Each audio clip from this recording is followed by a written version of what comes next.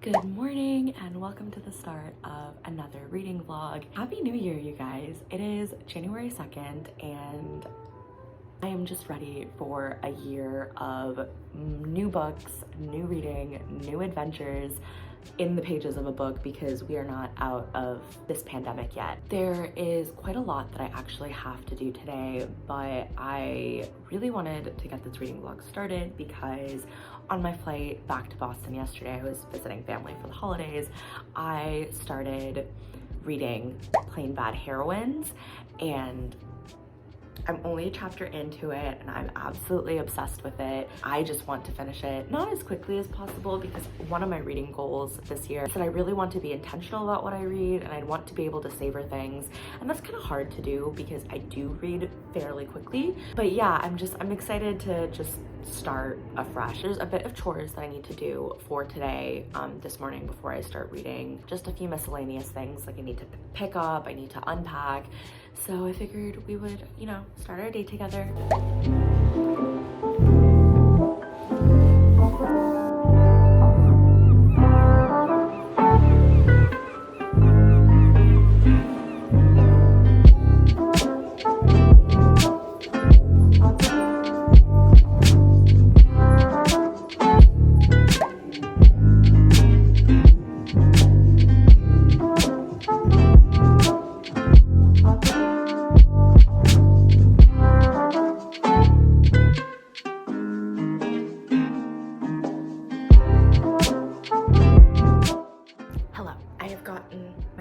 A mix of hot chocolate and coffee, which I'm pretty sure is just a mocha.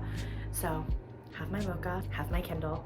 I just finished dinner and it is just about 6 p.m.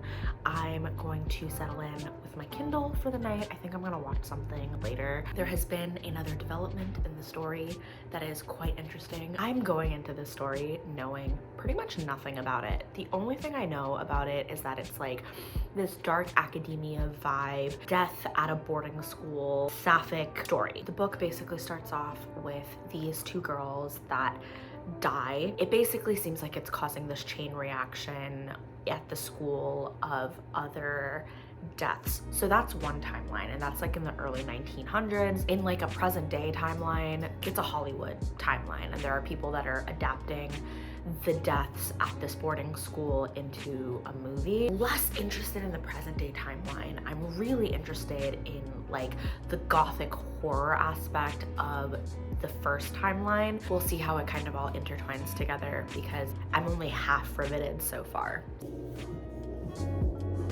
Not RJ.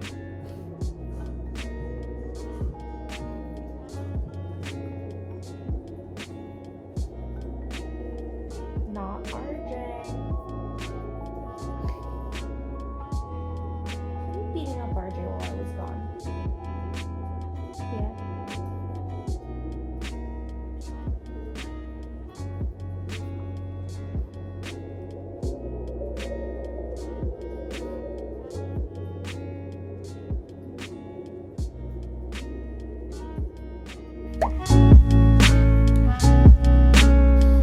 Hello, I have a bit of a reading update and a little bit of a story time. I have finished about 27% of this book, still really enjoying it. It's a little slower paced than I thought it would be, but then again, it's like over 600 pages. I have since gotten distracted with AO3, as one does. No, I will not be sharing what I'm reading on AO3 right now because I'm trying extremely hard to not be reading it because I have a 600 plus page book that I want to finish. That aside, I do have a little bit of a book haul. Yesterday, I somehow ended up at Trident and I had a Trident gift card for like 30 something dollars. So I bought a couple books. And then I just got back from Brookline Booksmith today because today is my last day of winter holiday. So of course, the last thing I did to end my holidays was to go to the bookshop. The two books that I got from Trident was In the Dream House by Carmen Machado. It is a memoir about sapphic relationships and how they can also be abusive. And then the other book is a recommendation. One of my Bookstagram mutuals recommended Infinite Country by Patricia Engel. Today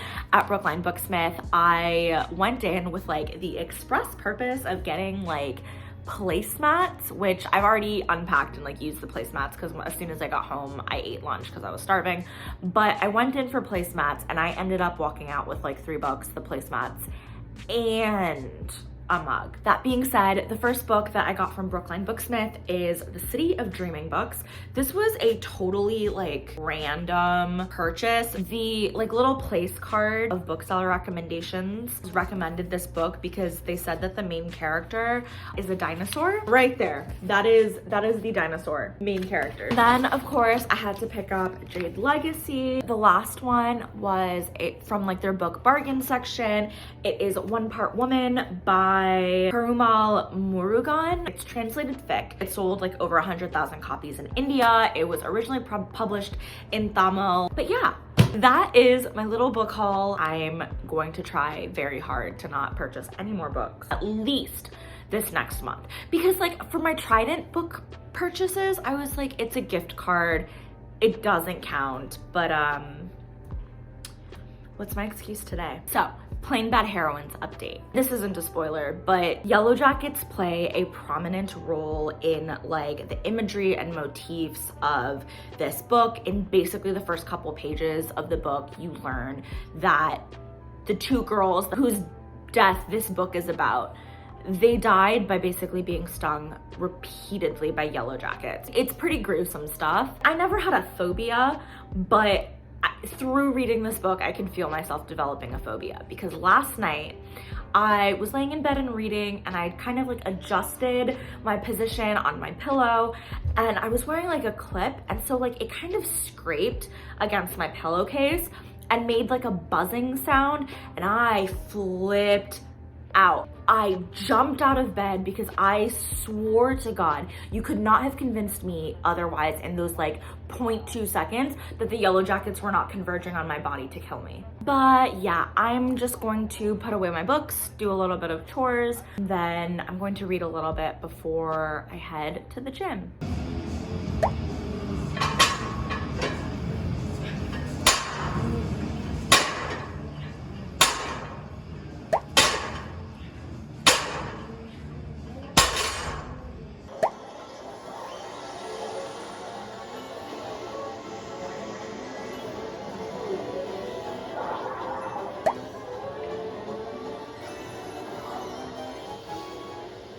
I'm in 3rd. Okay. Who's between us? I don't know, some asshole. I'm in 2nd.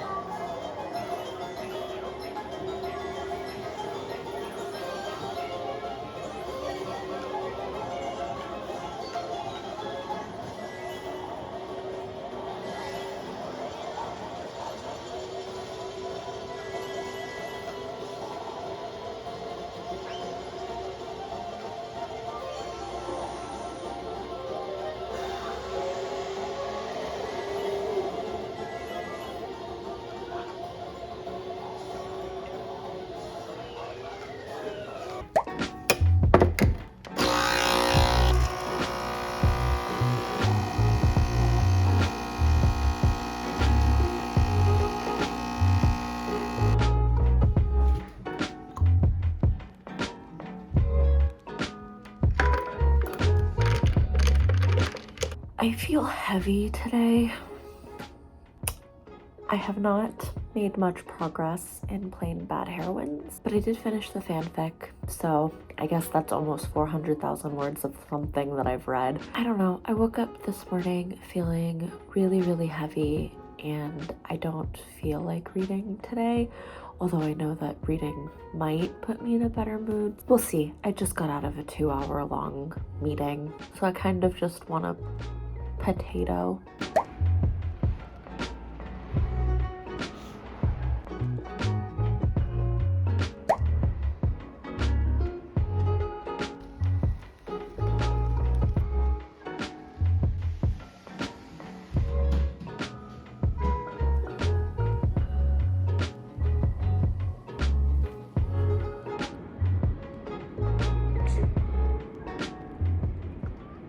It snowed today. I woke up at like 7:30, basically hopped out of bed, looked outside, saw that it was snowing, threw on my jacket, and went outside like a child possessed. There is something about a snow day that just brings out an inner child in everyone. I'm convinced of it. I had a nice shake up to my routine. I walked down to the local coffee shop, grabbed a coffee, walked around the local dog park, said hello to some dogs. It was a really good time. I was just having like a big sad yesterday, but I did end up making myself go to the gym and I had a really good squat day. Came home, ate dinner, read a little bit, and went off to bed. I am so tired. That coffee this morning did virtually nothing. It was delicious. It was a Nutella latte with hazelnut milk because gorgeous, gorgeous girls are lactose intolerant. But just wanted to check in. I am approximately 50% done with Plain Bad Heroines, and it is still just as creepy as ever. I'm starting to see the plot start to roll forward. I'm really intrigued. Still, there's a few scenes with like hallucinations of like yellow jackets, and it's driving me bonkers. I'll have like a stray hair kind of just like be on my skin somewhere, and I'll freak out because I'm like, it's a yellow jacket, like I'm gonna die. Author's doing really well at making this reader hallucinate. I just have a few more things to check on with work. It's kind of a slow day. It's our first Friday back into the office since like the holidays, so not a ton of work right now. I'm going to finish some stuff up and then I'm going to grab my Kindle and settle in. Broccoli could not be bothered. I'm really struggling with trying to power through. I knew I didn't like loving staying alive unless I had a plan and narrated over it in the end.